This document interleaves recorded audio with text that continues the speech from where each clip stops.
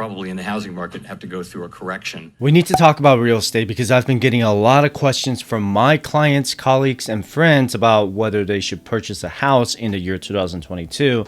Now, I absolutely agree with you that renting is throwing money away because you're essentially not gaining anything from it. You're not building any equity in your home because that money is going to your landlord.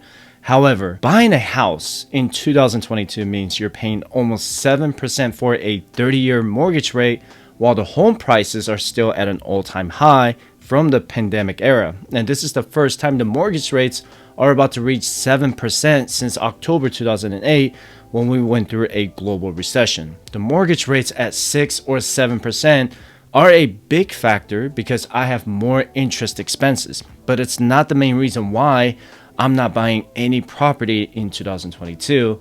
I personally believe the home sale prices are now at the tipping point where they will finally start to correct themselves in the short term and finally give buyers more negotiating power. And we went through a once-in-a-lifetime pandemic that shut down the economy. And no one, and not even the smartest economists, thought people would buy houses like crazy in 2020 and 2021. It was like a tornado, a hurricane, and an earthquake happening at the same time. But the reason why I'm not purchasing any houses or rental properties right now is that I'm seeing a slowdown in the housing market in several cities, including Las Vegas, where I reside. As mortgage rates continue to increase, more buyers are pulling back from purchasing existing homes and new homes. And as inventory increases, home prices continue to drop, but it's not going to happen overnight or in a month. I could see the correction happening throughout the back end of 2022 going into 2023. Am I going to see a 2008 or 2009 housing market crash? No. I think it's going to be a slow correction for the next year or two. And let me show you this chart from Redfin, and I will put the link in the description below. The U.S. home prices were up 6.9% year over year, selling for a median price of $406,000. However, the average number of homes sold was down 18% year over year. There were 680,509 homes sold in August 2021 and 557,827 homes sold in August 2022. Also, keep in mind that the 30-year fixed rate mortgage here was 2.8% last year, and it was 5.2% in August 2022. So the prices grew almost 7%. The interest rates nearly doubled, but the demand is down 18% year over year. And let's look at Las Vegas, for example. The median sale price for single-family homes is still up almost 9% year over year. If you ask me when we reached a peak, I think it was around April, May, and June when the home prices reached an all-time high. In April and May, the 30-year fixed-rate mortgage just reached 5%, and it was just dancing around 5.1%, 5.7%, and then back down to 5.3% in July, right? Do you remember what happened in June? The CPI data reached 9.1% year over year, and the Federal Reserve came out and said that they were going to commit to bringing inflation back down to 2 to 3%. The inflation rate has since slowly decreased from 9.1% to 8.5%, and it is now at 8.3%. And we're going to find out the September inflation rate on October 13th, and if I had to guess, it's going to be around 8% or maybe even 7.9%. So back to the Las Vegas housing market trends.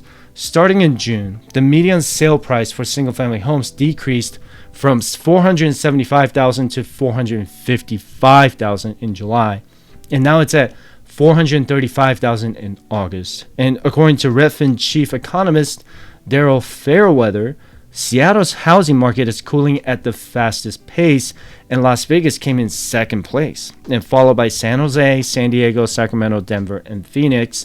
If I had to give you a wild guess, the home prices in Las Vegas will continue to drop during the holiday season because people don't really shop for homes in the wintertime. So the 10-year treasury at the time I'm recording this video is at 3.785%. So by the time you're watching this, it could very well be above 4% or maybe dancing around 3.785 or maybe 3.8%. As bond prices go up higher, the higher that home mortgage rates will climb, right? Because the mortgage rates tend to follow the 10-year treasury yield. And take a look at the rising inventory in Las Vegas from January this year. In January, there were 1,800 homes listed without offers. In August, there were almost 8,000 homes listed without offers. That's roughly 4x in 8 months. And if you want to check out this chart yourself, I'll put the link in the description below. And this is what a lot of buyers have been waiting for, because in 2020 and 2021, they were priced out while the competition to buy a house was just ridiculous during those years. So now that the housing market in Las Vegas is changing rapidly in buyers' favor, the sellers are listing their homes on the market for a lot longer than other sellers did in 2020 and 2021. If you want to buy a house right now, sellers are probably more open to negotiating prices and paying closing costs too. And are you able to find a good deal in the market right now? Absolutely. You just have more power to negotiate a price with the seller now that the demand has slowed for the last 9 months. Now the rent prices are up because people can't afford to buy these homes, but as the home sale prices start to drop, people are going to start buying homes again, but not at the same rate we saw in 2020 and 2021 because of the high mortgage rates. And these rent prices will eventually drop just like everything else. And I completely understand your frustration with rent because you're paying so much in rent as you do own a home. If you're just moving into a new area and starting a new job, it is completely okay to rent for a while until you get to know the area. What you don't want to do is rush to buy a house because you don't want to waste money on the rent. What you shouldn't do is overpay for a house that you end up not being able to afford, especially with a 7% interest rate for a 30-year mortgage. A $400,000 home with a 3% interest rate is entirely different from a 7% interest rate, right? You should be very patient with the housing market and make sure the house you're looking to buy is in an area with decent schools or any other accommodations that you require. The other thing I would suggest is that you have an emergency fund saved prior to buying a house, because something will break within the first 3 to 6 months of you moving into your new house. A lot of people don't realize how expensive home ownership can be if you're not financially prepared. I always recommend you complete step 5 of my fire checklist prior to purchasing a home, and you can download this fire checklist for free by visiting firesuchet.com/contact. You can also get my financial independence spreadsheets for free on the website. When I bought my house in 2014, I had 3 things break on me within the first 3 months, and it was my garage door, garbage disposal, and the water tank that just leaked everywhere in the garage. I didn't have my emergency fund saved at the time, and I was still paying off $110,000 in consumer debt at the time. So it put extra financial stress on me because I had to take out some debt to pay for those repairs. And when I bought my single family home in September 2014, the mortgage rate at the time was 4.2%. In hindsight, people would say that the mortgage rate was relatively cheap, right? Because we were also on the longest bull market run in history. So paying a 4.2% interest was cheap when I made 10, 15, or 20% in return from the S&P 500. And also when I bought that house, it was nearly at the bottom of the global recession when the housing market crashed in 2008, 2009. And when I became debt-free in 2016, instead of paying down my mortgage, I just continued to invest in the stock market because I wanted to build my investment portfolio. I wanted to balance my net worth so that I didn't have too much in real estate. In 2020, I refinanced my home to a 2.9% mortgage rate. And I feel very fortunate to be able to get to that rate because I don't know when we're going to be able to see those rates again in the future. If I bought a house in 2022 with a 7% interest rate, with the housing prices just beginning to decline, I don't feel like this is the right time to purchase a home because this is the tipping point, in my opinion.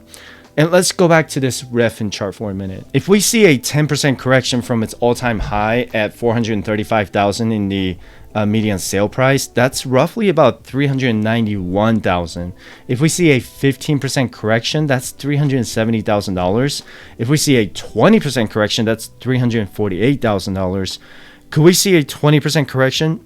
It is entirely possible. And Jerome Powell from the Federal Reserve said the following in September. For the longer term, what we need is supply and demand to get better aligned so that housing prices go up at a reasonable level, at a reasonable pace, and that people can afford houses again. And I think we probably in the housing market have to go through a correction to get back to that place. In my personal opinion, as soon as I see the pricing goes down 15 to 20%, I would argue that that's probably the right time to buy a property. And this is going to depend entirely on the inventory in the city I'm researching. And I'm paying attention to the housing market in Las Vegas because the prices and demand are dropping rapidly.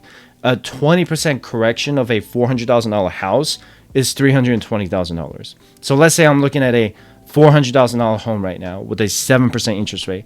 The P&I would be $2,660 per month. If it has a 10% correction and the interest rate remains the same, the P&I payments will be $2,400 a month or decrease by $260 a month. So let's say there's a 20% correction and the house is selling for $320,000. The P&I would be $2,100 a month or decrease by another $260 a month. If the interest rates go up by another percentage point to 8%, then the payment would go back up to $2,350 a month. What I don't like about the market right now is that the home prices are still in the $400,000 range with high interest rates. I'm going to be patient with keeping an eye on the housing market inventory in the Vegas area for the quarter and the home sale prices. Now, here are some scenarios I want to go over. If the interest rates remain high at 7% or higher for the next 3 years until 2025, my fundamentals or our fundamentals of home ownership are going to change, specifically in our primary home. If we have enough liquidity, it might benefit us more by paying cash for the next house to avoid paying any high interest expenses. If we have to take out a 30-year loan with a 7% interest rate, we will most likely try to pay down the house faster, depending on how the stock market performs in the next 3 years. We'll see what happens. I'm going to keep an eye on the housing market data, the 10-year Treasury yield, and how the Federal Reserve will react to the next inflation data. And if you want to know more about how to invest for your financial independence, be sure to check out these 2 videos. So with that said, I appreciate you watching my video. Don't forget to subscribe, and I hope to see you in the next video. Have a good one.